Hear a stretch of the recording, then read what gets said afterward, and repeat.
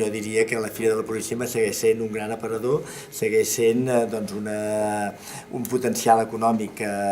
que mobilitza Sant Boi i que, malgrat la crisi, doncs, no ha baixat la seva capacitat de treure doncs, tant comerç com indústria, com activitat, etc. No? Per tant, estem contents de la resposta que hem tingut i confiem que un any més la Fira doncs, pugui ser aquell espai on durant 3 dies doncs, la gent de la comarca ens visita, gent de Barcelona ens visita i sobretot el que sí que puc dir és que no hi ha ningú de Sant Boi que no surti, que no passegi, perquè és els dies que et trobes a tothom pel carrer. Tenim el mercat de pagès que estava cada divendres a baix al poble, que ha sigut tingut molt d'èxit, ha volgut ser present també a la Fira i el tindrem a la Fira juntament amb els tallers de l'Horta i amb la carpa fresca, on hi ha totes les entitats doncs, de la pagesia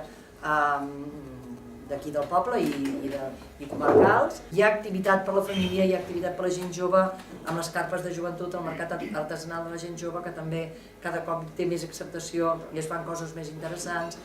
passant per la carpa solidària, on hi ha totes les entitats, seguint per, evidentment, la carpa comercial, que és, com diguéssim, la forta, que vull dir, bueno, s'hi ven de tot, hi ha de tot, i el que voldríem és que aquesta carpa la poguéssim tenir doncs, cada any més forta. No?